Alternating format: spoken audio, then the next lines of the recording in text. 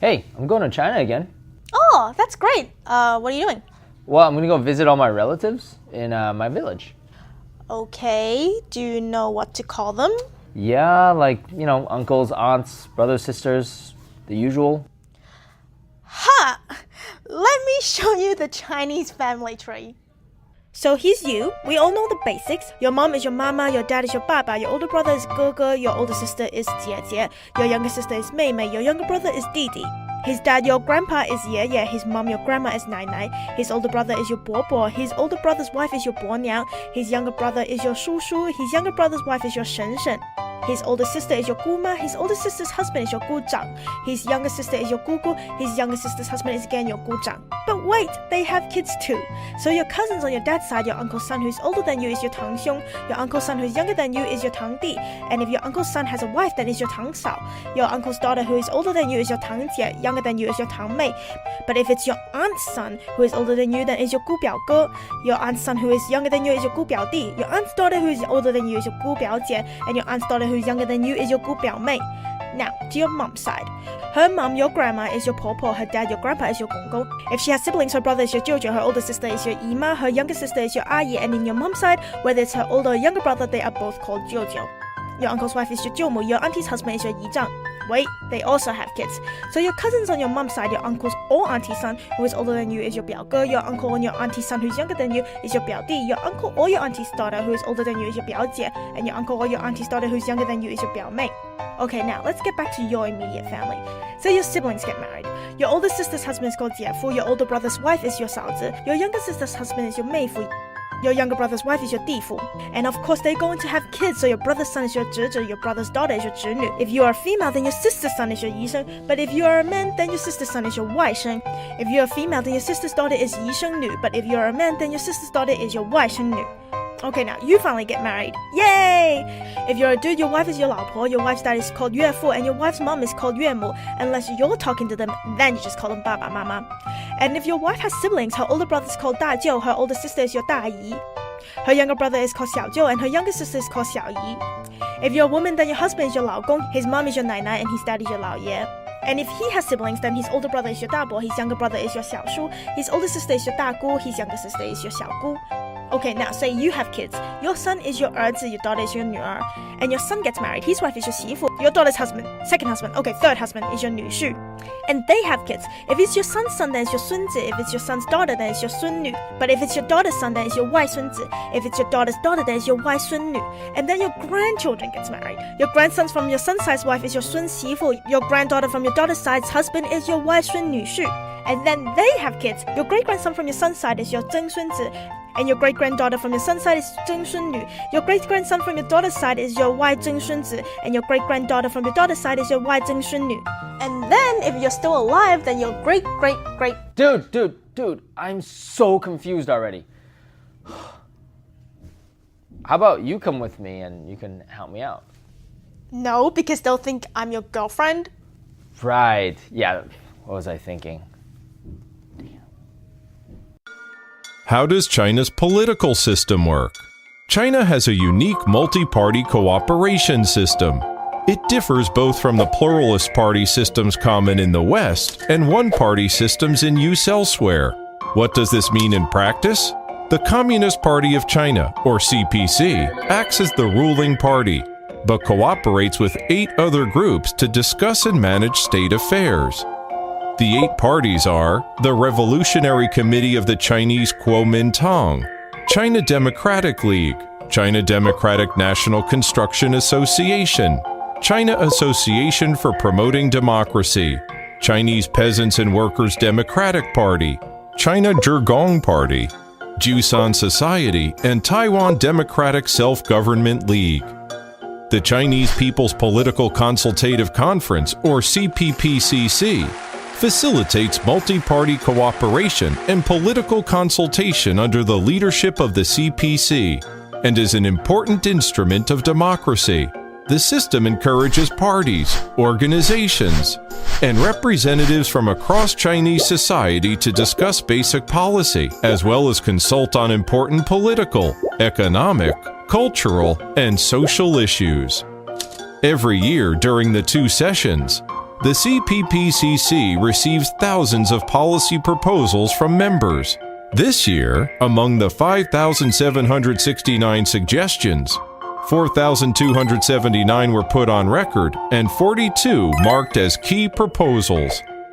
This, along with people's congresses, regional ethnic autonomy, and self-governance at the village level, constitutes the fundamental framework of China's political system and is the embodiment of the nation's socialist democracy. When you hear the word China, what images pop into your head? A giant panda? The Great Wall? Chinese New Year fireworks? Either way, it's not likely to be a church or a mosque. China is a secular state. No surprise then that China has a population of people who say belong to no religion. But does no religion mean no moral code? Confucianism isn't a religion. It has no gods and doesn't promise an afterlife. But for 2,500 years, the teachings of Confucius have profoundly affected the morals and behavior of Chinese people. Confucianism holds that humans are fundamentally good and can improve through their own efforts. It lays emphasis on acting morally and treating others with compassion. It sees the family as the foundation stone of community and a harmonious society as the greatest good. Chinese citizens have the constitutional right to follow a religion if they wish, and many religions have emerged and flourished here. Taoism is said to have been founded by Lao Tzu. It promotes the unity of opposites, spiritual virtue, and self-development. Many Taoist sayings have become famous around the world. Without darkness, there can be no light. A journey of 1,000 miles starts under your feet. Taoism has influenced China's ancient folk religions. Their festivities are still a major feature of Chinese life. Take Tomb Sweeping Festival, where ancestors are venerated and remembered, and Dragon Boat Festival, which commemorates the death of an ancient poet and minister. Both are now national holidays and celebrated by families across the country. Other major religions have arrived from outside China, evolving and adapting to become their own unique Chinese versions. Buddhism arrived in waves over the last 2,000 years along the Silk Road, over the Himalayas from India, and from Southeast Asia. As a result, Chinese Buddhism is a unique blend of different schools mixed with folk religion and Taoism. Buddhism has had a strong influence on Chinese thought and culture, and is the most popular religion in China today. With more than 220,000 monks and nuns, and hundreds of millions of people who believe in Buddhism. Islam arrived in China with Arab traders and diplomats in the 7th century. Tang Dynasty Emperor Taizong immediately made the welcoming gesture of building China's first mosque, which still stands in Guangzhou.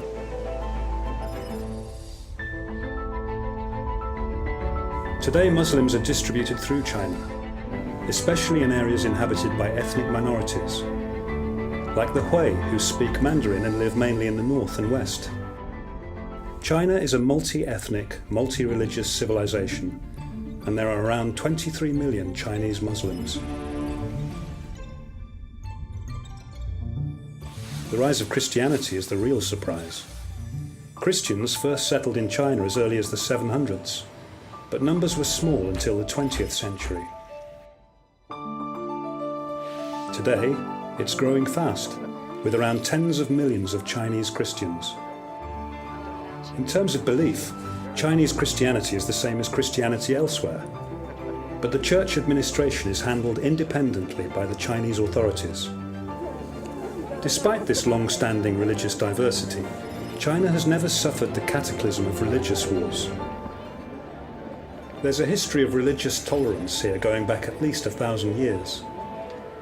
In Quanzhou, Fujian, Taoists, Buddhists, Muslims and Christians have lived side by side for generations. The city's long history of trade and immigration created a tolerant, cosmopolitan and prosperous community. As China is a country where there's freedom of religious belief, no one is forced to follow or give up a religion. The government offers equal public services and social security, whether citizens are believers or not. For example, all monks and nuns in Xizang now get a basic living allowance, health insurance, and a pension. In some places, the government has put regulations in place to support the production of halal food. Annually, aided by a medical team, more than 14,000 Chinese Muslims make the pilgrimage to Mecca. So when you think of China now, do some different images come into your mind?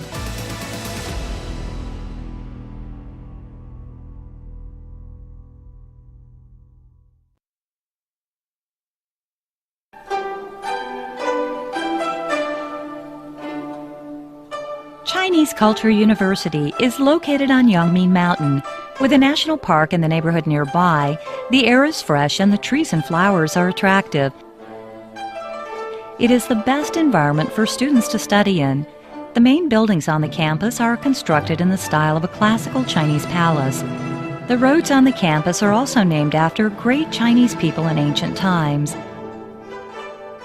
The names of the buildings on the campus represent traditional virtues of Chinese culture.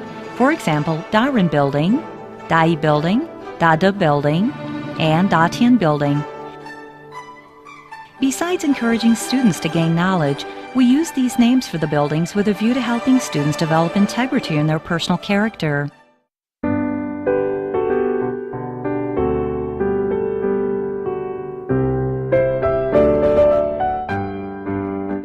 With the latest facilities, the school looks classical, but has the best and the most modern teaching facilities. Every classroom is equipped with a projector and the latest high-tech teacher's desk, including a computer, DVD player, wireless microphones, and host computer. We have everything.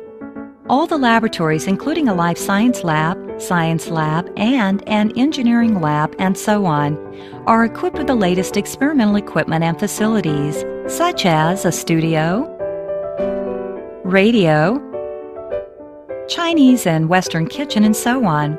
The places available for student studies are also equipped with the newest facilities. The school has an e-campus environment, so students have access to the internet on every corner of the campus. All teaching, administrative, and school life information can be found on the internet. Students choose classes, teachers keep record of scores, and students apply for dorm accommodations, scholarships, and student loans, all conveniently done on the internet.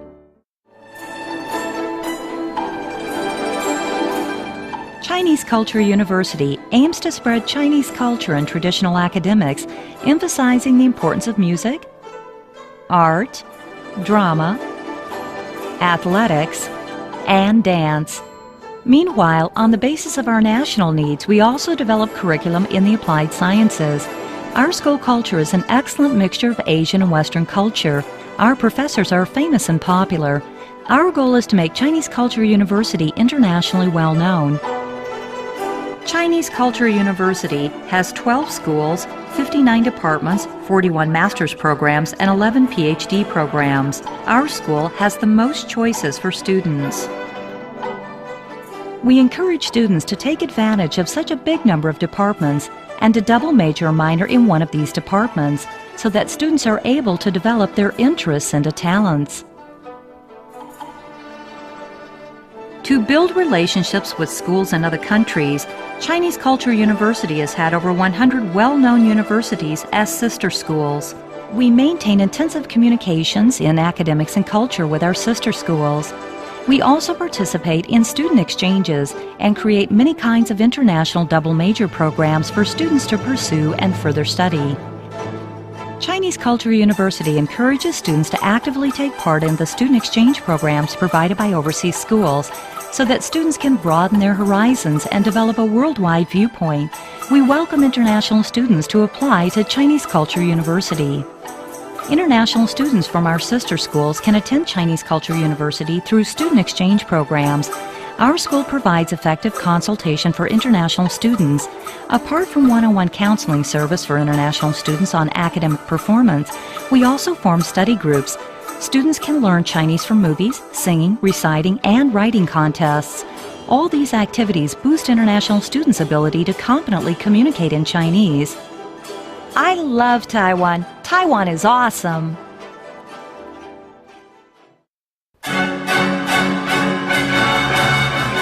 We have lots of after-school events and more than 130 clubs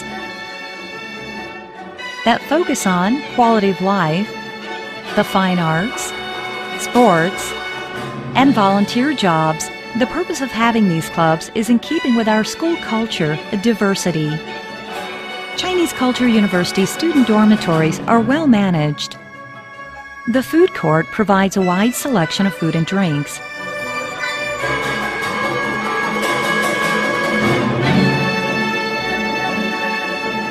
Chinese Culture University provides students with the most sophisticated IT facilities. In addition to many lab classrooms with various functions, we have resources to aid mentally or physically disabled students. The state-of-the-art Digital Learning Center has won the reputation of a high-class internet cafe. Chinese Culture University has had practice ahead of time. We set up an IT platform on TVs at school. There are 70 places where people can watch TV throughout the campus, broadcasting Chinese Culture University news, school channel news, art performances, and athletic educational demonstrations. The Digital Globe Research Center, featuring advanced technology, was set up to promote information and education of global space, as well as develop the technology and application of Earth-related discoveries and investigate ecological changes on the Earth.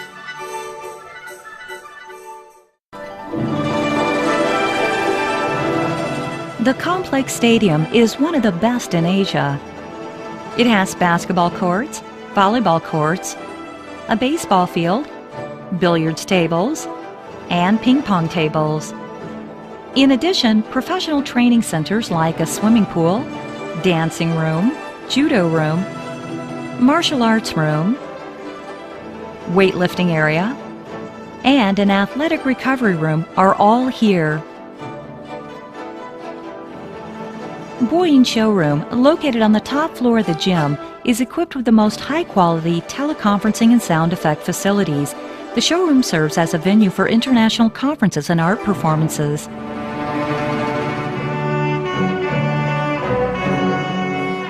Our university library is spacious at 21,846 square meters.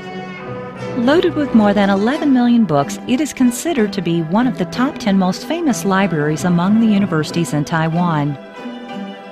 In addition to such a large volume of books in the library, we subscribe to over 1,000 journals in Chinese, Japanese, Korean, Spanish, English, and so on. Plenty of audio-video materials are also available, such as CDs, DVDs, VCDs, CD-ROMs, video cassettes, projection slides, a multimedia VOD lab, and a digital audio-video reading and inquiry service.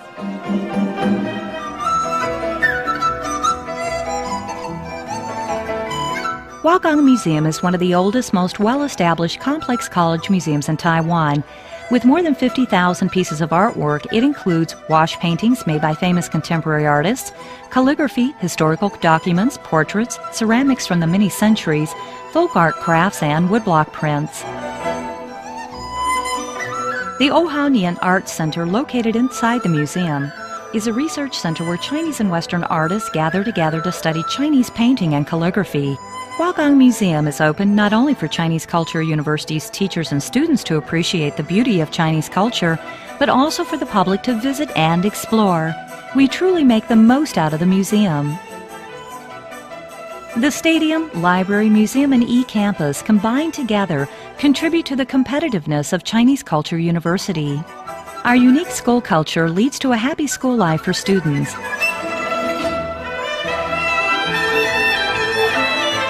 In addition to the gorgeous Yangmi Mountain National Park, the famous National Palace Museum, Zhongshan Building, and Chiang Kai-shek Residence Hall are all situated in the neighborhood. These places are great choices for student excursions, offering an excellent opportunity to learn about Chinese culture. If students need to go shopping, they can visit the nearby Tianmu district, which is the most famous exotic commercial area in Taipei. Department stores, bookstores, and all kinds of shops can be found there, which carry a big variety of imported foods and goods. Not far away is Shirley Night Market, a place full of traditional Taiwanese snacks and cheap groceries.